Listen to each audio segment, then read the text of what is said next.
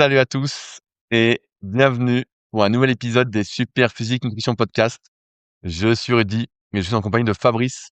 Nous sommes les fondateurs du site superphysique-nutrition.fr, notre marque de compléments alimentaires destinée à améliorer votre santé et vos performances de manière indirecte. Merci déjà de vos retours sur le Elite Muesli qu'on a lancé, on a lancé entre guillemets en production. Ça va prendre, comme vous le savez, toujours plus de temps que prévu, mais on a bien eu vos retours et on va le lancer. On espère se régaler avec cette version du Elite Muesli. Et on est également les cofondateurs de l'application SP Training qui vient justement de sortir sa V4 avec notamment l'intégration de nouveaux cycles de progression sur les tractions, sur l'exercice de gainage, une nouvelle interface beaucoup plus fluide, notamment suite à vos retours que vous avez fait à Pierre via le site sptraining.fr ou directement via les forums Superphysique sur superphysique.org puis forum. Donc là, c'est la nouvelle version. Les prix n'augmentent pas. On améliore la qualité, mais les prix n'augmentent pas. Toujours de ce souci d'accessibilité, comme pour nos compléments alimentaires. Donc cette application, je rappelle, qu'elle vous fait votre programme d'entraînement personnalisé. Il y a juste la morpho-anatomie qui n'est pas encore prise en compte, mais tout le reste est pris en compte. Vos disponibilités, le temps que vous avez pour vous entraîner, les douleurs que vous avez, les objectifs que vous avez, le matériel que vous avez. Et elle utilise les cycles de progression. Elle vous dit quoi faire à chaque séance. Et on a même rajouté ce coup-ci une partie explicative au cas où vous souhaiteriez mieux comprendre les cycles de progression et comment l'application fonctionne. Bref, là, on est vraiment content de cette V4, aussi bien disponible donc sur l'App Store que sur le Play Store. Merci d'avance à ceux qui l'utilisent de laisser des commentaires sur les stores. 5 étoiles sur 5, ça nous fait plaisir. Et puis maintenant, on est prêt avec le Fabrice pour les news de la semaine. Fabrice, question habituelle, on va l'entraînement. Salut Rudy, eh ben, figure-toi déjà que j'ai passé les 46 ans, donc voilà, une nouvelle... Oh merde, ah oui, c'était la merde, j'ai zappé, merde. les 46 ans, donc si jamais il y a des filles qui regardent, voilà comment je suis à 46 ans. 46 ans, putain, mais tu te rapproches des 50. Je rapproche des 50. Et donc, Et alors, quelles sont les conclusions de cette année? Est-ce que tu as senti la différence non, entre non, 45 et 46? non, bah là c'est comme... Non, là ça va, c'est comme d'habitude. Pas de changement encore de ce côté-là. J'ai pas encore la ménopause. Enfin non, chez nous c'est l'andropause, je crois qu'on appelle. Enfin bref, Marilette. Alors des fois dans les commentaires, il y en a qui disent oui, on aimerait que Fabrice il ait son propre podcast ou même qu'il y ait un podcast avec Fabrice chaque semaine et tout ça. Le problème c'est qu'il faut avoir des choses à raconter et déjà toutes les 2 semaines, c'est pas si facile que ça d'avoir des choses à raconter. Donc voilà pourquoi je n'interviens pas plus fréquemment parce que voilà, sinon j'aurais rien à dire. Et déjà aujourd'hui, j'ai pas énorme de choses à dire. Pour toi, tu as une vie trépidante, je Ouais, comprends c'est pas. ça. Mais ça dépend des fois. Des fois, la vie est moins trépidante que d'habitude. Et donc, du coup, Tu en es où je vais parler avec toi justement du minimalisme. T'en es où de ces chaussures avec lesquelles tu marches? ça, oui, on peut faire des follow-up sur des vieux trucs. Bah, c'est très simple. Donc, j'ai ce qu'on appelle les Vapor Globe. Voilà. Donc, ça, je les mets, on va dire, au quotidien, y compris en ville. Et puis, les autres, avec les petits doigts de pied, ceux-là, je les mets que quand je vais me promener dans la forêt. Donc, ça m'évite d'avoir des échardes ou des trucs comme ça. Mais celles où il y a que les petits doigts de pied, je les mets pas en ville sur sol macadamé et pire sur sol, des fois qui sont encore plus durs que le macadam. J'ai l'impression que ça me tire trop. Mais donc voilà, je continue Et, à les et, mettre. finalement, parce que ça te faisait un peu mal aux pieds, un peu mal aux genoux, tout ça, ça va Ouais, finalement avec le ça recul? va, ça va. Après, je fais des petits pas, hein. Tu fais des petits pas. C'est pas la même marche qu'avant. En fait, je crois que j'avais déjà raconté. Avant, je marchais avec les grosses chaussures que tout le monde avait. Enfin, même pas, parce que maintenant, ils ont des très, très grosses. Avec des semi-maximalistes. Voilà, je faisais des très grands pas et je marchais un peu comme si je faisais de la marche nordique. Voilà, attaque talon, très grand pas, je marchais vite, tout ça. Maintenant, je fais des petits pas de petite fille et je marche moyen, quoi. Je marche beaucoup moins vite qu'avant, faut être honnête. Mais parce que tu peux pas faire des grands pas. Et puis quand tu fais des petits pas, tu peux les accélérer, mais bon, à un moment donné, tu cours, quoi. Donc au final, voilà, je fais des petits pas. C'est comme ça. Mais je les garde, j'en suis content. Et puis j'espère que ça fait en sorte que mon hallux valgus là n'empire pas. Mais encore une fois, je les conseille pas à la plupart des gens en fait. Voilà. Le bilan. Par contre, mon truc à eau. Alors, si vous vous souvenez, j'avais acheté un filtre à eau avec 2 cartouches de charbon et en gros, j'avais expliqué, on met 5 litres la veille et puis ensuite, il y a un petit goutte à goutte qui se fait, ça passe par le truc à charbon et ensuite, ça coule dans le récipient en dessous puis vous avez un petit robinet pour, voilà. Ensuite, le reste de la journée. Ça, c'est super. Vraiment, je recommande ça à Ah, tous. Surtout que voilà, il y a de plus en plus d'infos qui filtrent, comme quoi ben la qualité de l'eau, des eaux potables en France, ce serait peut-être pas si bien qu'on nous l'avait dit, ou bah, des fois à force d'avoir ben les comment dire les pollutions des sols, ben au final ça s'accumule au fur et à mesure des années, puis du coup bah, la qualité se détériore. Et donc voilà, je recommande à tous d'avoir ce truc-là chez soi, ça coûte pas très cher, c'est pas très compliqué, puis avec un peu de chance, ça va filtrer un petit peu plus. Tu, Voilà. tu, tu avais acheté quelle marque? J'ai oublié le nom, mais c'était une marque française que tout le monde peut retrouver sur Internet, française fabriquée en Chine, c'est un des moins chers. Voilà. Ouais, c'était oui quelque chose. Bref. Donc c'est pas très important de toute façon parce que ce qui compte c'est les cartouches que tu mets dedans. Et puis bon, tu peux choisir après d'autres marques de cartouches, mais bon, celles qui étaient fournies avec, elles avaient l'air tout à fait correctes. En tout cas en test gustatif. Bon après, je vais pas payer des. Tu, tu, tu, tu, tu sentais que ton eau avait changé de goût Ah quand bah même, ouais, c'est comparé à l'autre fois. énorme. Ah oui, c'est énorme le changement. Et j'ai même fait des tests des fois avec des invités chez moi où je leur donne plusieurs types d'eau et bah, ils voient bien celle qui sort du robinet puis celle qui sort pas du robinet quoi. Donc, bon. Et ouais, bah, ça fait comme moi alors. Ouais, après bon encore une fois, tu sais ton eau, tu la sors du robinet, tu la mets dans un broc, tu mets le broc au frigo puis t'attends un peu que je sais pas le chlore et tout ça décante. Puis tu bois l'eau que t'as mis au frigo, déjà t'as pas le même goût que quand elle sort de l'eau du robinet, tu vois. Est-ce que pour autant elle est plus propre? Tu vois, elle a pas vraiment changé donc bon. Disons qu'on va dire qu'avec un peu de chance, ça mange pas de pain. En tout cas, ce qui est sûr, c'est que du coup, j'ai plus les corvées des bouteilles en plastique et rien que pour ça, c'est Ah bien. ouais. Voilà. Non, en plus de ces histoires que le plastique migrait éventuellement dans les eaux, puis que finalement les eaux en plastique c'était de la daube. D'ailleurs, il y a encore une affaire avec Perrier là, les eaux Perrier qui seraient contaminées ou je sais pas quoi. Enfin bref. Donc bon, Oh là ça, ce là. truc-là, si vous... Mais Ouais, ben, qu'est-ce qu'on va qu'est-ce qu'on va faire? faire, Fabrice? Alors, il faut un filtre, quoi. Non, mais après, on va parvenir sur les autres. Toi, tu as la technique de l'osmoseur inversé, donc, qui est pas trop mal, qui est assez connue. Et sinon, voilà, il y a la technique du charbon, là. Et en tout cas, si vous savez pas quoi vous acheter pour Noël, prenez un filtre à charbon, là, ça coûte 150 balles. Et franchement, c'est bien. Voilà, je recommande. Après, je sais pas si tu avais parlé, moi j'ai des gourdes. C'est la marque OKO et qui mettent un petit filtre en fait. Donc tu mets dans ta gourde et ensuite tu mets l'eau et ensuite tu as un filtre en haut. Donc j'ai pas fait gaffe à ce qu'il y avait. Et donc a priori ça filtre pas mal aussi. Ouais, peut-être, Ça mais te enfin, filtre 95% des saloperies quoi. ok. Mais bon, enfin, moi, je bois 2,5 litres par jour. Alors, bon, si, Non mais c'est quand t'es en déplacement. ouais, Si t'es ouais. en déplacement, imaginons tu fais une randonnée en vapeur glove pendant 4 heures. Donc voilà, merci pour ce follow-up chaussures et ce follow-up eau, Rudy. Bon, aligneur, j'en avais déjà parlé il y a pas longtemps, donc j'en parle pas. Euh, Ah bah tiens, moi j'ai vu mon dentiste et je dois prendre rendez-vous chez l'orthodontiste. Il m'a dit que ça pouvait se faire et je lui ai posé des questions sur ton blanchissement de dents. hmm, Et lui a pas l'air de dire que c'est car bon, après je sais pas quel est l'état de ses connaissances, mais il m'a dit que pour l'instant c'est trop tôt pour me faire blanchir les dents. bah, oui, Il m'a dit: «Vous avez les dents trop ouais, blanches». bah ça a rien, oui, peut-être. Bah, en fait, t'es un peu plus jeune, peut-être que t'as moins bu de thé, moins bu de tisane, en même temps tu bois du café. Enfin bref, après c'est un peu à la chance, hein. Mais bon, bah c'est plutôt bien si t'as recommandé ça. Donc voilà. Voilà, donc il m'a filé le numéro d'un orthodontiste pour faire la gouttière comme toi Ah, là. bah voilà, Faut que je bienvenue au prenne club. rendez-vous Et et puis, après, toi aussi, tu auras la ligneur et tu pourras plus rouler des pelles à ta copine. Bah, que tu fasses. Alors attends, j'enlève le truc. C'est bon, je te roule la pelle. C'est bon, je remets.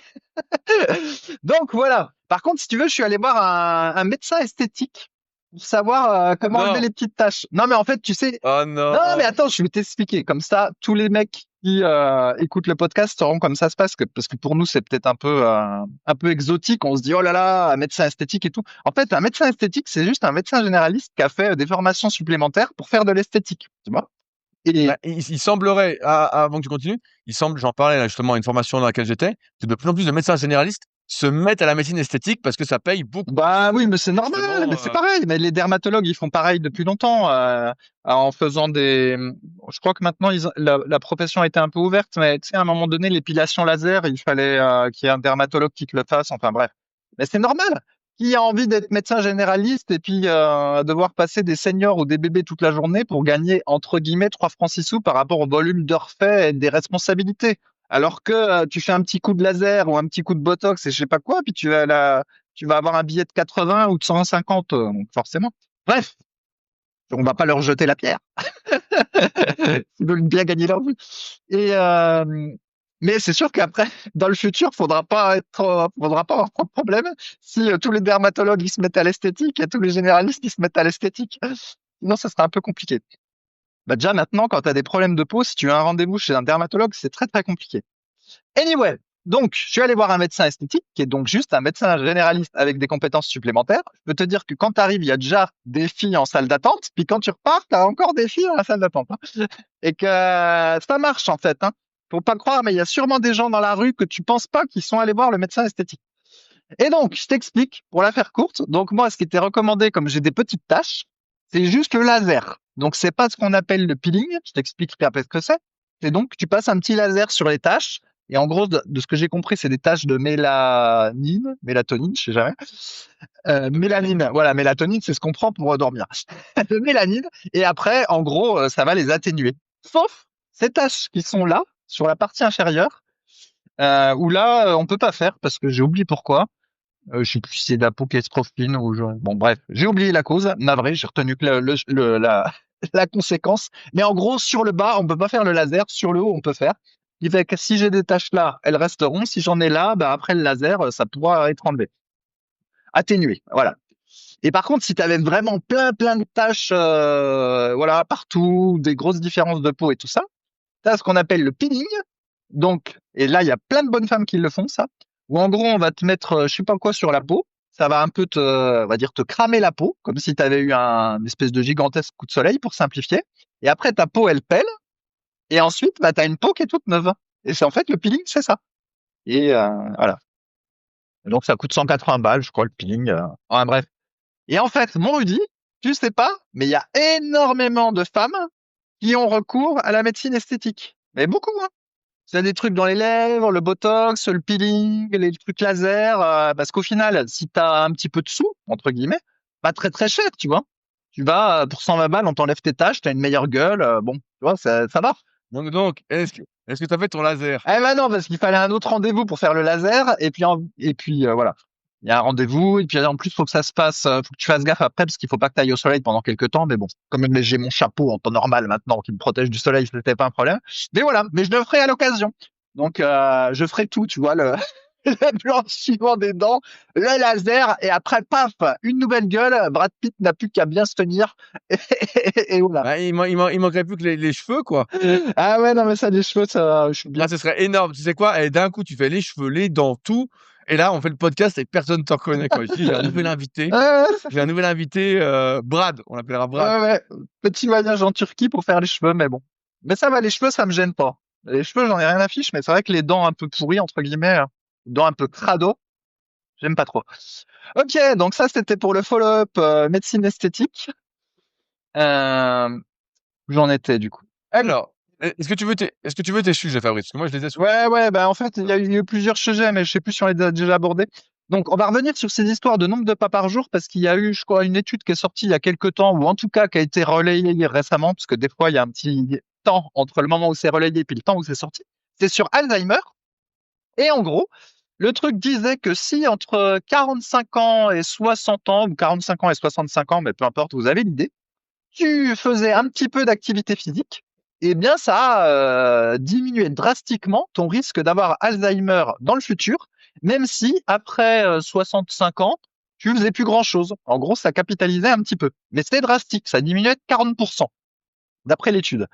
Et là où c'était fort, c'est que ce qu'ils appelaient activité physique, en fait, c'était juste marcher entre 2500 et 5000 pas par jour. J'ai pas sur mon écran, mais grosso modo, je crois que c'était ce qu'il y avait écrit. Et en fait, au-delà de 7000, c'était même pas utile dans le cadre du truc Alzheimer. Voilà. Et je me suis dit, bah ça, c'est vraiment très très positif pour la plupart des gens qui sont très occupés, parce que une fois de plus, beaucoup de choses dans la vie se résolvent en marchant dehors. Comme je le dis toujours, tu marches dehors, c'est un peu la meilleure chose que tu peux faire pour ta santé. Un, tu marches. Il y a la pompe du cœur qui circule. Deux, tu regardes dehors les choses. Et donc, même l'idéal, c'est marcher dehors à la campagne. Et c'est le top. Et ça diminue plein de trucs. Et donc, voilà, simplement le fait de marcher tous les jours, cette étude disait que ça diminuait le risque d'Alzheimer. Ce qui est quand même vachement bien, parce qu'on n'a pas nécessairement envie d'avoir l'Alzheimer. C'est pas très, très fun. Donc, voilà. Je m'étais dit que ça pouvait Non, être mais bien. alors, je te renchéris parce que j'ai fini le bouquin La chaise tue. Donc, de Alexandre Dana, que tu connais peut-être, qui avait fondé une start-up il y a très longtemps, au début des années 2010 sur les formations. Bref, et qui a sorti un bouquin. Et justement, lui, dedans, il différencie l'activité physique et l'activité sportive. Ouais. Parce que tout le monde pense que faire du sport, bah, diminue les risques, améliore la santé, tout ça. Et lui, il explique c'est tout son nom laïus, que c'est l'activité physique. Donc les petits trucs que Mmh. tu fais dans la journée pour bouger, et donc il milite énormément pour la marche, évidemment. Et donc il distingue les deux. Et c'est ce qu'on avait abordé il y a Oui, maintenant quelques le années. sportif sédentaire. Le sportif sédentaire. Voilà. Mais je sais pas si Exactement. c'est, Et en fait, Rudy, je sais pas si c'est nous qui l'avions inventé ce truc-là ou si tu l'avais entendu puis tu l'avais relayé en podcast. je sais plus. Mais ouais, le sportif sédentaire. Ouais. Voilà.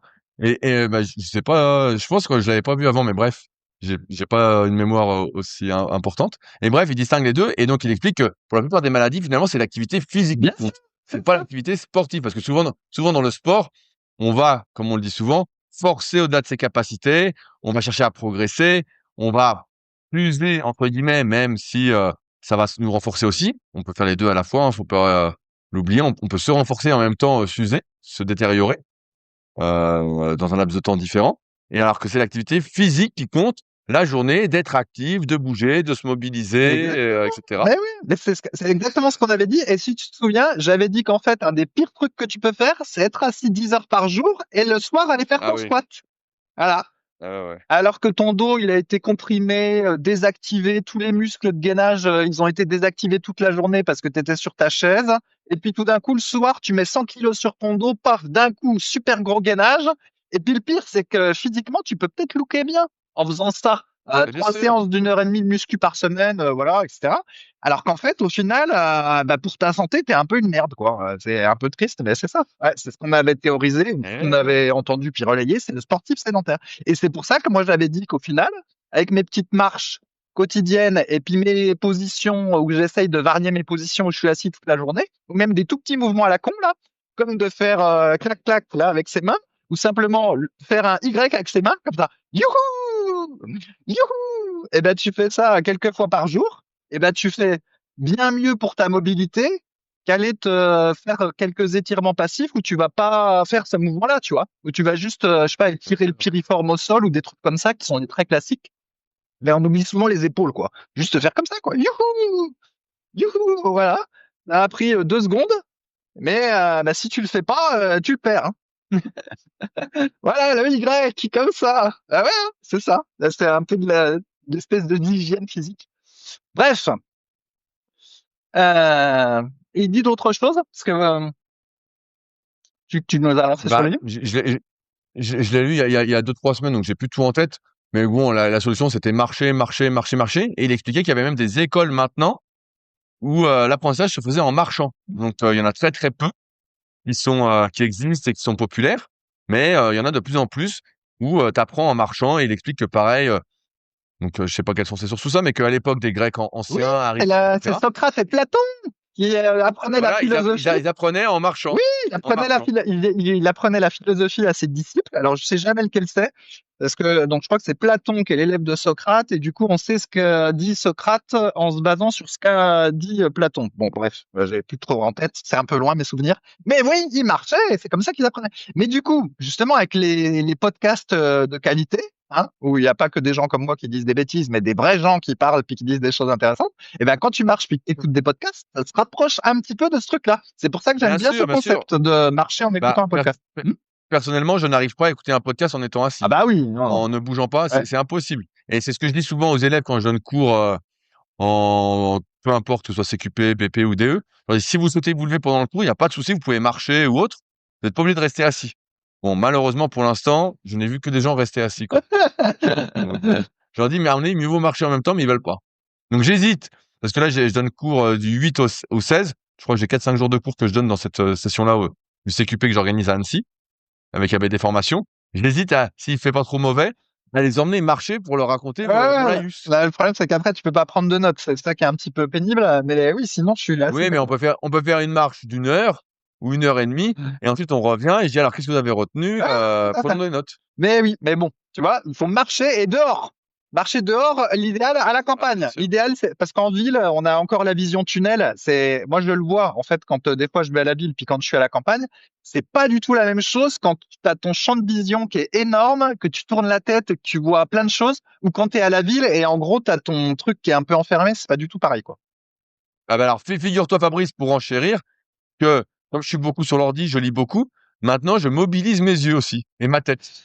Donc, je fais des mouvements avec les yeux, je sais pas si on Ouais, verra, mais, ouais, je vois. donc je fais les côtés, les diagonales, en haut, en bas et pareil avec la tête, donc des mouvements plus ou moins rapides. Parce qu'en fait, comme tu dis, avec ce tunnel qu'on a de l'ordinateur ou du bouquin, Ouais, en fait, on perd notre capacité, heu, entre guillemets, à regarder sur le côté ou tu vois, à pas tourner le buste ou ouais, tu vois? je sais. À ju et là, en fait, quand tu perds ça, bah, pour ceux qui sont un peu intéressés à tout ce qui est réflexe archaïque, tout ça, et ben, en fait, tu mets ton système vestibulaire, ton oreille interne dans un mode un peu survie dès que tu dois regarder sur le côté ou autre quoi, quand tu es plus habitué et ça, bah, ça limite un peu ta capacité à te relaxer, à récupérer, à être bien et donc bon, bah, je fais ça depuis une semaine, tous les jours et c'est vrai que je sens que je suis plus smooth quoi. Mais bon, ça rajoute encore des choses à faire. Ouais, mais ça rajoute. Ouais, mais Voilà. tu vois, c'est un petit peu. Parce que justement je dois compenser, c'est un peu Ouais, comme la musculation, je mais pense tu que tu vois, allais dire. je Je vois. dois compenser, des mauvaises Je habitudes. suis d'accord, mais du coup là, c'est un peu contradictoire avec ce dont tu as parlé tout à l'heure, parce que du coup, c'est plus de l'activité physique parce que tu le planifies, alors que l'idéal, ce serait de le faire directement dans ton quotidien. Ouais, C'est ça. ouais, Et donc du coup, quand tu promènes ouais, ton mais chien, en gros, tu le promènes dans la forêt, et puis plutôt que de faire que de, je dis pas que c'est ce que tu fais, hein, plutôt que de faire que de regarder ton chien, eh ben de temps en temps, tu regardes un coup à droite, je sais pas moi, s'il n'y a pas une autre jolie fille qui se promène par là, un coup à gauche. S'il n'y a pas un chevreuil, et en gros, tu bouges ta tête pendant ta promenade. En gros, c'est ça qu'il faut faire. Et ça, bien sûr. voilà, c'est mieux comme ça. Mais ouais. Sinon, Bah, tu sais bien, moi je suis un programmateur ouais, lui, planificateur quoi, il aime donc bien programmer. Mais tu sais qu'il y a une méthode, je vais appeler ça méthode psy. Pareil, je maîtrise pas très bien le truc, qu'on appelle l'EMDR, où justement tu fais des ah ouais? exercices avec des mouvements avec tes yeux, et en plus ça a même des impacts un peu, je sais pas, sur le stress ou des choses comme ça. Donc, comme beaucoup de choses sont liées. Mais une fois de plus, tu vas marcher dans la forêt, tu tournes ta tête un peu partout, je regarde, ou tu vas le soir, tu regardes, oh, une étoile, ouais, tu lèves ta tête. Ah non, mais c'est bête, hein.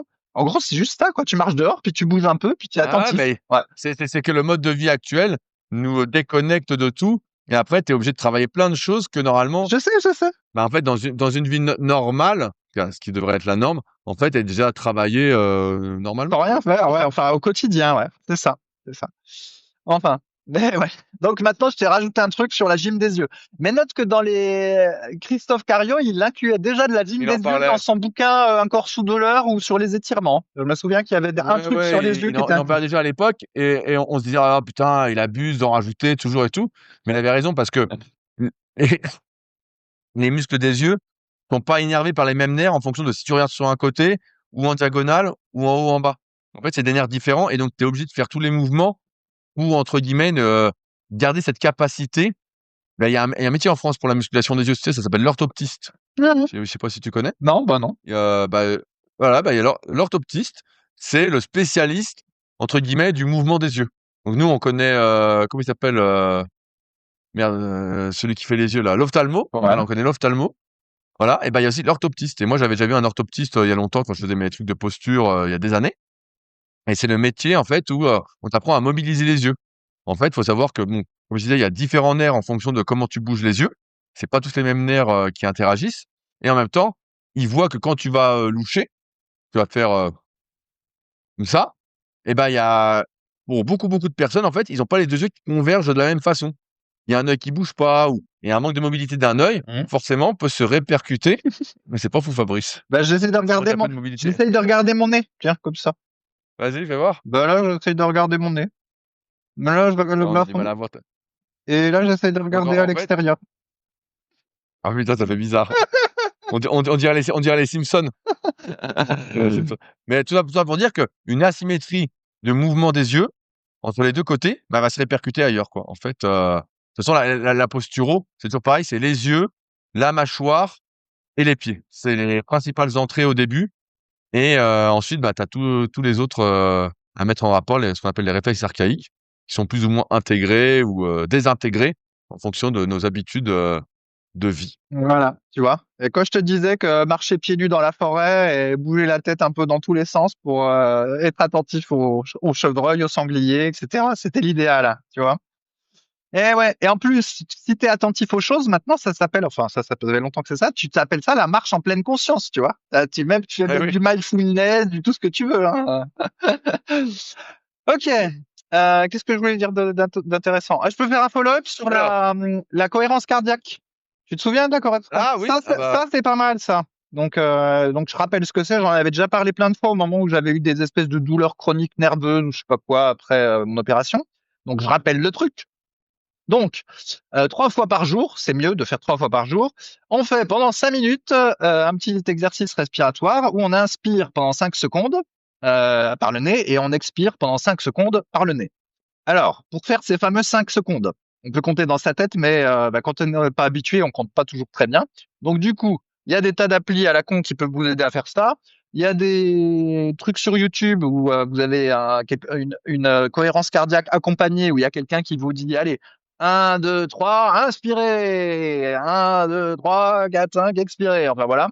Bref, moi, je l'ai intégré. J'ai une petite appli que tout le monde a en général sur son smartphone quand on est sportif. C'est un truc qui compte les intervalles, un compteur d'intervalles qui fait qu'on peut paramétrer et par exemple qui va faire bip bip au bout de 30 secondes. Après, vous faites votre session hit là. Ça dépend combien de i on met. Ensuite, vous avez à nouveau 30 secondes de pause. Enfin, par exemple, tout est paramétrable. Et donc, du coup, moi, j'ai paramétré sur mon compteur d'intervalle, en gros, 5 secondes d'entraînement, 5 secondes de repos. Et j'ai mis un petit bip bip. Et grosso modo, du coup, je m'aligne là-dessus pour faire ma cohérence cardiaque. Voilà. Et ça, c'est bien. Ça, c'est franchement bien parce que c'est effectivement, ça détend beaucoup. Donc, on peut le faire le soir avant de se coucher si on veut le faire qu'une fois. C'est assez reposant. C'est un petit peu méditatif, c'est pas très long. Et ça, c'est plutôt sympa. Et ça, je sens que ça me fait du bien et pour le mental. Méditer, j'arrive pas. ça, faisait- Ouais. ça fait longtemps que c'est populaire. Je Ouais. sais plus qui avait popularisé ça là. C'est un gars, j'ai oublié son nom, qui avait popularisé la cohérence cardiaque. Et bah Butch, qui fait mes vidéos Protocole 40, lui, il fait ça 2, 3 fois par jour. Tu vois, quand il est chez moi, il me dit bon, moi, je vais faire ma cohérence cardiaque. Ouais, ouais. Euh, et c'est sûr que ça permet, comme on dit, de se remettre en mode parasympathique, vraiment en mode relaxation, parce que souvent, dans la vie de tous les jours, on est un peu trop stressé, on est en mode sympathique, on est un peu crispé. Et quand on fait ça, c'est vrai qu'ensuite, on se sent vraiment très apaisé, très relaxé, quoi. Ouais. Et comment dire?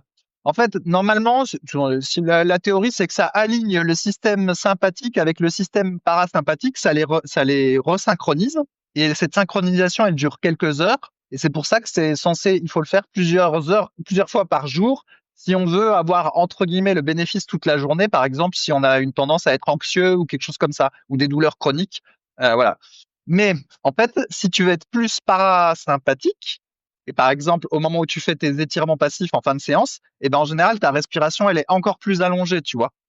Tu vas peut-être Bien expirer sûr, en bien 6 sûr. secondes, inspirer beaucoup plus profondément. Alors que là, si j'ai bien compris, c'est important de respecter le rythme de 5-5 parce Ouais, que ouais, ça parce que aligne avec la fréquence cardiaque, c'est machin chose. c'est une synchronisation vibratoire. Non, Voilà. Et donc, théorie, ouais. c'est ça, on dit que c'est vraiment ce rythme-là à laquelle nos cellules, entre guillemets, vibreraient. Et c'est pour ça qu'il faut se resynchroniser avec ce 5-5. Et donc, c'est pour ça il faut le faire avec quelque chose qui donne le tempo. Parce que moi, j'ai essayé de faire sans tempo et en regardant un petit peu à chrono, ce qui se passe, c'est que la première minute, ça va. Et en fait, plus je dure longtemps, plus ça devient parasympathique, en gros. Tu vois, au début, je vais faire aller 4-4. Après, c'est 5-5. À la troisième minute, c'est 6-6. Et à la fin, tu vois, je suis un peu complètement détendu. Puis ça va être 7-7. Voilà, pour que les gens comprennent. En gros, ça s'allonge. Ouais. Et ça doit pas s'allonger, ça doit respecter le même rythme. D'où, J'ai testé aussi. J'ai testé il y a plusieurs fois. Et c'est vrai que des fois, tu es tenté de dire, bah, je ralentis encore plus. ouais, ouais. Et moi, je vois que j'arrive à faire.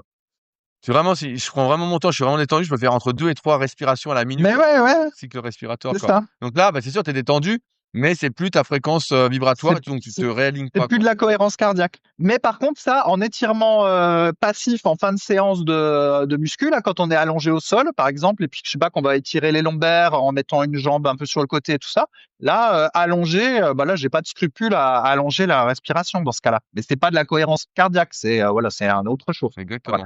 c'est ça. Et ça, la cohérence cardiaque, ouais, ça j'aime beaucoup. Et parce que ce que je n'arrive pas à faire, moi, c'est méditer. Vous savez, pendant longtemps, on a dit ce serait bien de méditer, etc. Et ça, j'y arrive pas. Déjà parce qu'en plus, il faut rester assis un petit peu longtemps.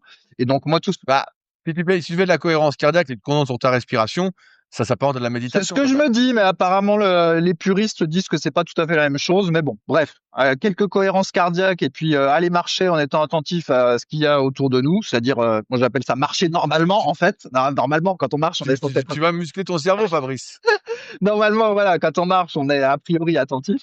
Voilà, un coup on marche en écoutant des podcasts, un coup on marche sans rien et puis on fait attention à ce qui est autour de nous et puis je me dis que bon, ça fait le job. Et alors, justement.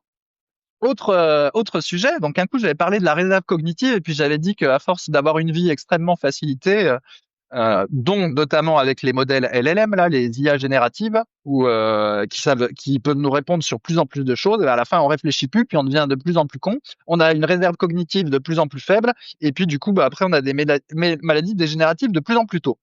Mais c'est vrai que quand j'avais parlé de toutes ces histoires-là, et que j'avais dit qu'il fallait faire des tas de, enfin, j'avais dit, c'est pas moi, hein, j'avais repris des choses que j'avais dit, qu'il fallait donc faire des différentes activités pour maintenir son cerveau le plus possible, voilà, du calcul mental, retenir les numéros de téléphone, tout ça. Bref, pas revenir dessus. De toute façon, tout le monde comprend bien que c'est comme un peu comme la muscu, plus on s'en sert, plus ça se maintient, puis ça progresse.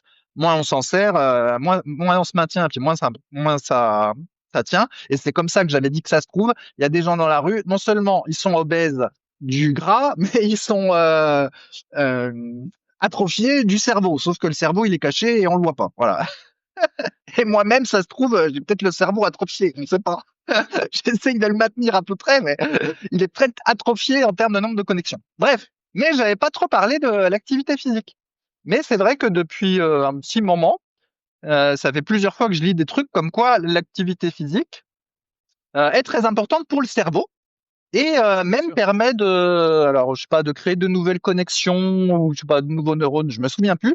Mais en gros, en France, on a souvent tendance à dissocier l'esprit et le corps. Voilà, d'un côté il y a le corps, d'un côté il y a l'esprit. Et c'est comme ça que des fois il y a des gens qui sont brillants, qui se laissent complètement aller au niveau du corps, mais c'est pas grave parce que en France on a tout dissocié. Alors qu'en réalité, ce qu'on voit c'est que c'est pas dissocié quoi, et qu'en fait c'est important de maintenir une activité physique pour maintenir et même améliorer son cerveau. Et donc en termes d'activité physique, donc à nouveau, il y a voilà, la marche, on va dire les activités d'endurance qui vont irriguer un peu le cerveau, voilà, faciliter l'irrigation et tout ça. Mais il s'avère qu'en fait, même les activités dites à haute intensité, où tu as ton cœur qui monte un peu, eh ben en fait, c'est très bénéfique pour le cerveau. Et donc, il faut en faire de ces activités où ça monte un peu. Et il se trouve que coup de pot, ma petite culture physique en mode hit, on peut dire, eh ben c'est très bien.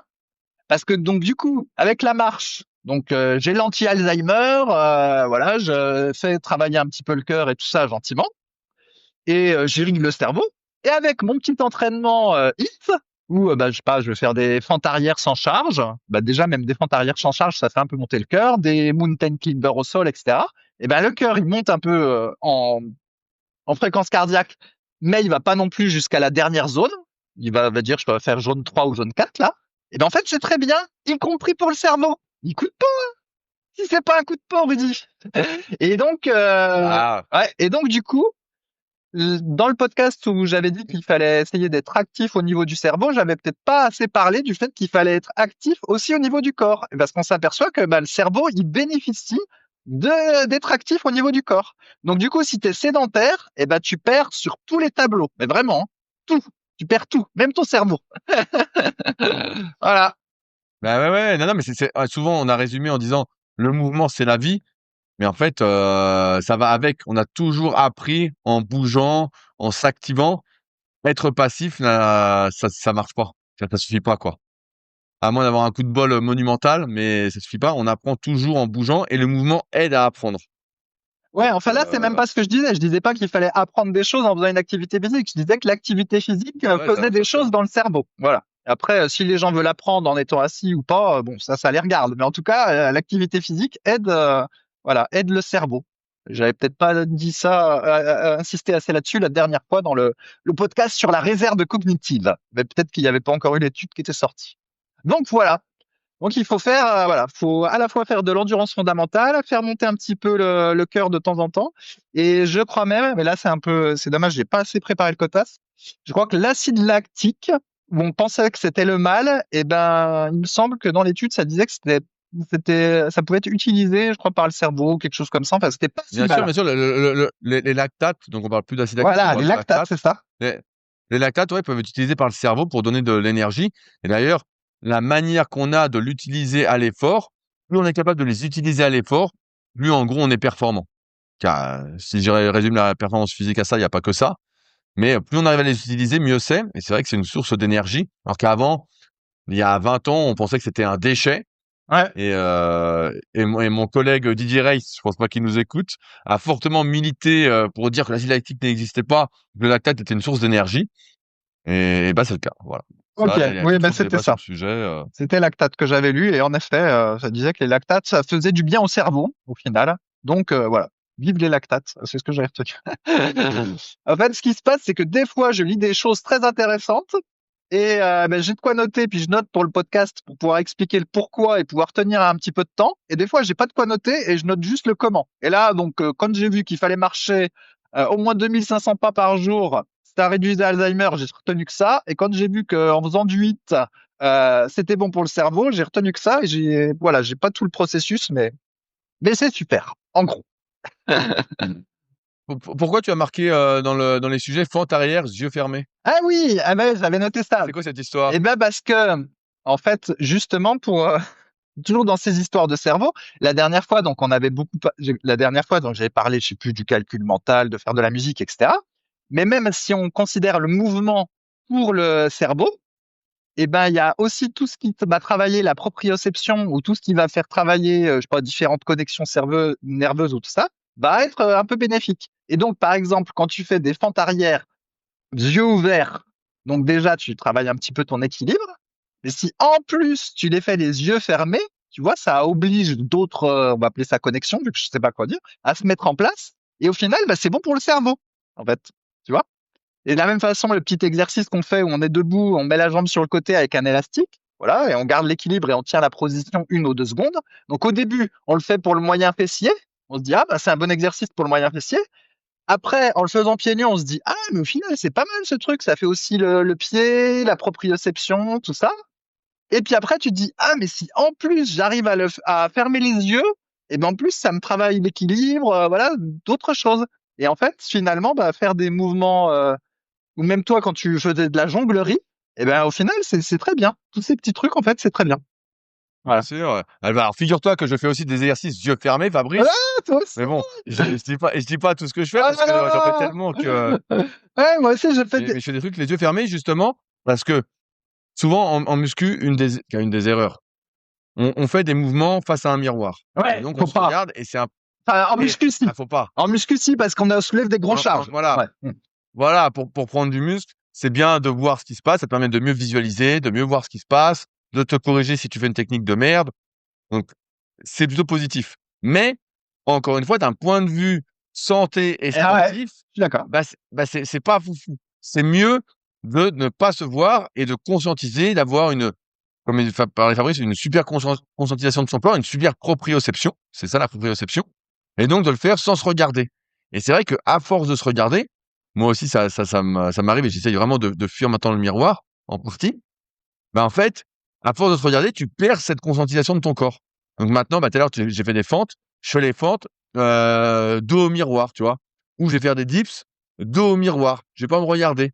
Je vais faire des tractions dos au miroir. Donc à chaque fois, je vais essayer de moins me regarder dans le miroir. Alors après, ça fait longtemps que je m'entraîne aussi, donc il y a un contexte à mettre dans la décision de se regarder ou pas. Si on débute, je pense que c'est mieux de se regarder au Bah début oui, pour oui. bien voir ce qu'on fait, etc. Mais là, comme ça fait plus de 20 ans que je m'entraîne, bah j'ai plus besoin de me voir pour savoir si je fais bien le mouvement ou pas. Je le sens. Et donc, bah, je fuis le miroir justement pour retrouver cette conscientisation qui, si on se regarde tout le temps, en fait, bah, on la perd. Et donc après, on est un peu perdu, on est un peu, comme on dit, décoordonné, désynchronisé. Et bah, on est un peu, comme on disait, maladroit. Voilà, on est maladroit dans la vie à force de se regarder quand on peut plus se regarder pour faire quelque chose, quoi. Ouais. Donc, Bon. Ouais. Je sais pas si ça va jusque-là, mais en tout cas, moi, dans mon idée, c'était surtout de faire, voilà, travailler encore d'autres choses dans le corps. Mais pour reprendre l'exemple des fentes, j'adore les fentes arrière. Moi, c'est vraiment le truc top. C'est vrai que tu peux les faire devant le miroir et tu peux les faire aussi sur un sol mou, par exemple un tapis. Et là, du coup, quand tu vas poser ton pied en arrière, bon, déjà, tu peux voir dans le miroir à peu près où il se pose, etc. C'est beaucoup plus facile. Mais si en plus tu as un tapis, le genou, quand tu vas descendre, tu as pas mal de latitude, même si ton genou heurte le sol, tout ça, Ouais, vu qu'il y ouais, a un ça fait un peu. tapis, voilà, tu peux balancer un peu, etc. Après, donc tu as le niveau 2, tu es sur le tapis, mais pas avec le miroir. Et tu as le niveau 3, c'est tu le fais sur un sol dur et sans rien, et c'est beaucoup plus dur. Parce qu'en fait, du coup, il faut que la partie finale de la descente, il faut que tu la ralentisses franchement, parce que tu veux juste effleurer le sol, et si tu vas un peu à la bourrine, eh ben, tu te fais mal au genou, tu vois. Et à l'inverse, si comment dire, tu bâcles tes fentes et puis tu te retrouves à 10 centimètres du sol, ça va pas non plus, tu vois. Donc, tu es obligé de ralentir pour effleurer le sol dur. Et moralité, si tu fais ça sans être devant un miroir et sur un sol dur, eh ben, ta fente, elle est beaucoup plus difficile à faire. Et tu te dis, bah, au niveau du cerveau, il doit se passer plus de choses. Parce qu'il y a beaucoup plus de choses à gérer. C'est bête comme chaud, en fait, hein. Plus c'est compliqué. Et alors, ce qu'on a, si tu le fais yeux fermés, bah, tu vois, t'ajoutes un autre niveau où tu vas encore obliger ton cerveau à faire d'autres choses. Bah, ton cerveau ou les autres connecteurs, je sais pas comment on peut dire. Et il y a peut-être des éléments sensoriels en fait qui vont se mettre en place pour t'aider à te repérer. Et alors écoute bien Rudy, parce que donc quand j'ai fait ce test-là de fente arrière, j'avais mis yeux fermés. À un moment donné, j'avais mis un peu de musique sur une chaîne IFI qui était à ma gauche, ok. Et donc, ce qui fait que donc j'étais yeux fermés, je fais ma série, machin, mais je pouvais à peu près me situer avec le flux de musique. Tu vois, le flux de musique me donnait quand même une indication de où je me trouvais. Et donc je finis ma série, hop, j'étais même place qu'au début, nickel. Et j'ai fait en coupant la musique. Donc il y avait un truc en moins pour me repérer et il faisait pas de soleil, donc j'avais pas non plus le soleil pour me repérer. Et ben là j'ai dévié. À la fin de la minute, j'étais un petit peu dévié. Tu vois, c'est Bah un peu oui, rigolo, bien mais sûr. ça montre bien qu'en fait quand tu as les yeux fermés, et ben le cerveau en fait il va utiliser tout ce qu'il peut en fait pour essayer de te situer. Et donc ben voilà, ça peut être si tu t'entraînes face au soleil, ça va être la luminosité, le fait d'avoir plus ou moins chaud qui te va t'orienter. Ça peut être le bruit, ça peut être des tas de trucs quoi. Enfin, donc voilà. Bien sûr, bah, Mm. c'est comme je dis souvent, le corps est un ensemble de récepteurs et en ce moment, ça revient beaucoup sur le devant de la scène, les récepteurs sensoriels. Bah, en fait, comme on les travaille pas et que, encore une fois, quand on les travaille pas, comme on a une vie complètement anarchique qui ne respecte pas l'être humain, en fait, on perd cette sensibilité sensorielle, ce qui en fait nous désynchronise et nous fait perdre en fait cette conscientisation proprioception qu'on devrait tous avoir. Voilà. Et donc, c'est pour ça qu'après, tu es obligé de retravailler tes sens Oui, pour. ou c'est pour ça qu'à un moment donné, moi, je faisais des trucs qui étaient qualifiés un peu de bizarres, ou quand j'allais marcher dans la forêt, ou je nageais tout nu dans le lac et tout ça, parfois sous la pluie et tout, bah, simplement pour retrouver un peu le sens des choses, quoi. Et donc, par exemple, bon, être tout nu, moi, je sais pas trop mon truc de faire les trucs nudistes et tout ça, mais nager nu, par exemple, ou même des fois aller marcher nu, on va dire, un peu chez soi, au moins un tout petit peu, eh ben, on est tellement habitué à avoir un slip, tu sais, qui te serre les deux plis de laine, là, ou eh ben, que finalement, quand tu l'as pu, ça fait un peu bizarre. Tu dis, ah, bah tiens, tu vois, c'est une sensation un peu différente. C'est plus naturel au final. Donc, bref. Bien sûr, bien sûr. Voilà. Et donc, en tout cas, bref, nager dans le lac quand il pleuvait, ben, j'étais tout content, moi, parce que tu vois, j'avais tout des tas de sensations, tout ça, les petites gouttes, même des fois, la sensation de froid peut être un petit peu, entre guillemets, agréable. Tu dis, ah, bah, il fait froid, j'ai le vent froid sur moi. Ah, bah, ça fait longtemps que j'avais pas, je caricature, hein, ça fait longtemps que j'avais pas ressenti Bien sûr. ça avec mon chauffage à la maison. Là, je suis content. Bon, évidemment, si c'est trop, après, ça devient vraiment un gros inconfort. Donc là, on a autant profiter un peu de la modernité. Mais voilà, un petit peu de temps en temps, vivre des choses ou même marcher sur des petits cailloux. Dis, ah, bah, j'ai une marche sur des cailloux, j'ai un peu mal aux pieds. Ah, bah, c'est rigolo. Voilà. Faire des choses un peu Bien différentes. sûr, bien sûr, bien sûr. Mm. En fait, on en revient toujours même à se rendre la vie trop confortable. On se déconnecte complètement de soi-même et il y a plein de problèmes qui arrivent, quoi. Ouais, ou il y a d'autres trucs. Ben, nous, dans notre culture française, on mange avec des fourchettes, mais il y a plein de pays où ils mangent avec les doigts et tout ça. Alors moi, des fois, chez moi, je mange avec les doigts, mais c'est un petit côté un peu rigolo, tu sais. Déjà, tu touches les choses. Bon, si tu cuisines, tu les touches un peu, mais voilà, quand toucher ce que tu manges, le mettre à la bouche et tout, c'est des sensations un petit peu différentes que t'as pas l'habitude, tu vois. Puis du coup, nous, dans notre culture, on dit, ah, ils mangent avec les doigts, c'est ça. Là, bah non, c'est pas si sale que ça si t'as les mains propres, tu vois. Il y a plein de pays qui le font. Donc bon. Voilà, c'est des trucs un peu différents. Mais c'est vrai que le simple fait de pas utiliser une fourchette, ben, ça change encore. Ça fait des petits trucs sensoriels en plus. C'est marrant, quoi. Bref. Et ça se trouve, bientôt, il y aura une étude qui te dira que si tu manges avec les doigts, ça active je sais pas quoi et tu gagnes encore Bah, bien 5% sur sûr, Alzheimer. bien C'est ça. ah mais bien sûr, bien sûr. Ouais. Plus on respecte, plus on utilise son corps et ses différentes possibilités, mieux on se porte. Voilà, c'est un peu ça Bah, la conclusion, quoi. ouais, peut-être, peut-être. Et bah d'ailleurs, pareil, ça me fait penser à ça, ça passe du coq à l'âne, mais c'est pour les dents. Moi, ça fait, je sais pas, 20 ou 30 ans que j'ai pas mangé une pomme en croquant à pleines dents comme ça. Parce qu'en fait, quand C'est vrai? ouais, bah, j'ai eu mon appareil dentaire quand j'étais ado, puis on n'avait pas le droit de faire ça. Il fallait la manger, tu sais, en la coupant tu la coupais en deux, trois petits morceaux, puis tu faisais comme ça. Et après, on m'a enlevé l'appareil, et en fait, j'ai continué à manger mes pommes comme je me faisais au moment où j'avais l'appareil. OK? Et bah, du coup, maintenant, je fais de l'espèce de kinésiophobie de manger de la pomme à pleines dents. Et en fait, ça fait plus de 30 ans que j'ai pas mangé une pomme en croquant d'un coup comme ça. Et du coup, je me dis, ça se trouve, j'ai alors, les incisives, les deux dents de devant, qui sont toutes faibles. Et si je mangeais une dent à pleines dents, si je croquais une pomme à pleines dents, ça se trouve, elles vont se déplacer tellement qu'elles n'ont pas fait d'effort depuis longtemps. Et bref, ça se trouve, il faudrait que, je, que je m'entraîne en croquant un fruit mou à pleines dents, genre une pêche. Et puis après, petit à petit, j'augmente, puis je passe à la pomme et après à la poire dure pour renforcer les incisives. Bah bref, voilà. Hein. Ah, Ouais. il va me tuer. Ah, il va me tuer. Non, non, mais c'est un petit peu drôle. Mais le fait est que si j'ai pas de couteau, je mange pas de pommes. Hein, parce que voilà, j'ose pas. Comme quoi. Hein. Tu vois. Ouais, ouais, ouais. Alors que tu vois, moi, je fais exprès de mâcher tous les jours, là. À ma fruitière, il y a des carottes. Donc, j'épluche une carotte et je croque dedans direct pour mâcher.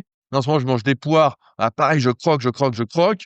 Je fais exprès d'avoir des trucs à croquer et vraiment à prendre mon temps de mâcher, Ouais, de. ouais, mais bon, la carotte, tu vois, tu la fais pas avec tes incisives, tu peux la faire avec tes molaires. Donc ça, je fais aussi manger des carottes crues. C'est un peu rigolo. Puis en plus, je crois que l'indice glycémique, pour ceux qui croient à l'indice glycémique, est très très bas quand on mange la carotte crue. Mais plutôt que de la râper, de temps en temps, tu la manges comme Ah Jeanne lapin. ouais.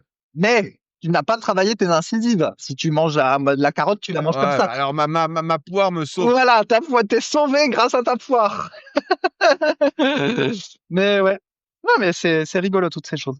Ok, alors je sais pas où on en est dans le podcast. J'ai un autre sujet. Donc Allez, vas-y. pour ceux qui se souviennent, donc ça fait au moins 2 ans que j'ai régulièrement des douleurs au mollet. J'ai expliqué plein de fois. À un moment donné, je me suis dit c'était peut-être parce que je marchais trop. Après, j'ai accusé les chaussures. J'ai fait des étirements, du renfort, du machin, des automassages, etc. Des massages, voilà. Ouais, des massages avec la boule et tout ça.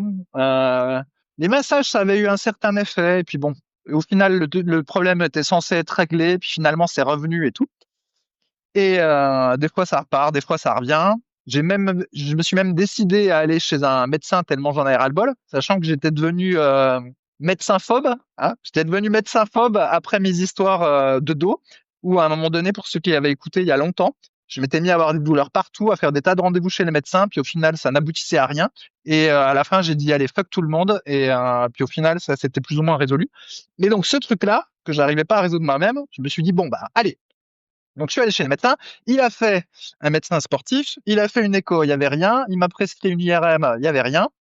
Et du coup, voilà, je me disais bon ben après tout, mieux vaut qu'il y ait rien. Ça veut dire que avec le temps, j'ai compris que mieux vaut ne pas savoir pourquoi on a mal. Ça veut dire que probablement c'est pas grave. Alors que quand on te montre un truc à l'IRM, souvent c'est que c'est la merde. Enfin, c'est même pas tout à fait vrai ce que je dis parce que des fois on peut avoir des hernies puis au final c'est pas grave. Mais bref, mieux vaut ne pas savoir. Et j'ai eu l'illumination, Rudy, et justement, ça va revenir à ce que tu disais sur la posture. Je me suis dit, c'est bizarre ce truc, ça fait 2 ans que ça me poursuit de manière aléatoire. Et ma nouvelle théorie, qui s'est vérifiée cette semaine, c'est que je pense que des fois, quand je m'assieds, selon le type de chaise dans lequel je suis assis, je vais placer mes jambes, enfin, je vais fléchir mes jambes, je vais les mettre derrière et je vais me mettre un peu en appui sur je sais pas, le devant du pied ou quelque chose comme ça. Et je vais maintenir cette position, mettons, pendant 2 heures ou plus, ça dépend, vu que quand je suis concentré, je déteste me lever. Et en fait, dans cette position, ça se trouve, je suis en train de cramper le solaire, tu vois. Et je me dis, voilà peut-être l'explication. Et ça dure depuis 2 ans de manière aléatoire, parce qu'en réalité, bah, ça dépend du nombre d'heures que je vais passer dans cette position sur la chaise. Et après, quand je vais marcher, eh ben, ça catalyse le problème. Et voilà, c'est ma nouvelle piste. Donc, je teste de m'asseoir de manière différente.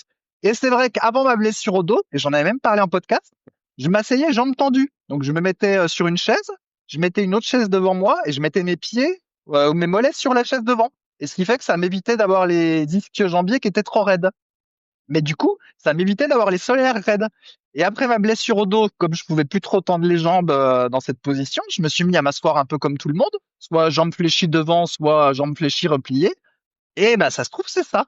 Donc on va voir. Donc du coup, bah, j'ai essayé de m'asseoir de manière différente. Je m'achèterai un petit repose-pied à l'occasion pour voilà essayer de moins solliciter le solaire quand je suis assis. Et avec un peu de chance, ce sera ça. Et ben, j'aurais plus ce problème ponctuel voilà, de mollet tout dur. Et c'est ma explication que j'ai trouvée. Ce qui est pas très bête hein, comme explication, Rudy, parce qu'au final, il y a beaucoup de problèmes musculo-squelettiques qui n'ont pas d'explication, qui sont en fait juste des problèmes posturaux, comme tu l'as dit, parce qu'il y a ça merde à un endroit, puis ça fait une crampe à un autre, puis du coup, t'en sors pas. Donc voilà, à voir. À voir, à voir. Moi, j'aurais testé ma piste parce que je te disais, j'allais t'en parler.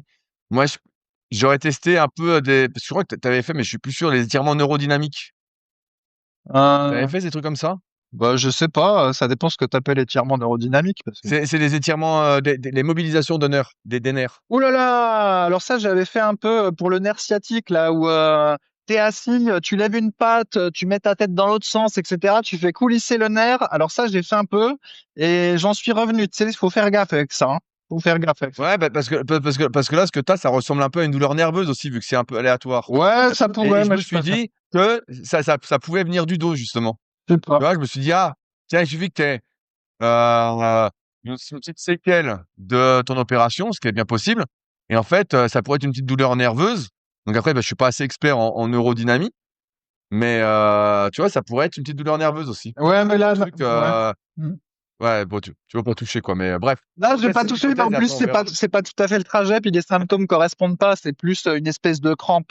Mais je vois très bien la piste. Ça aurait pu être une piste, mais coup de peau. D'ailleurs, je pense que c'est pas ça. Coup de peau.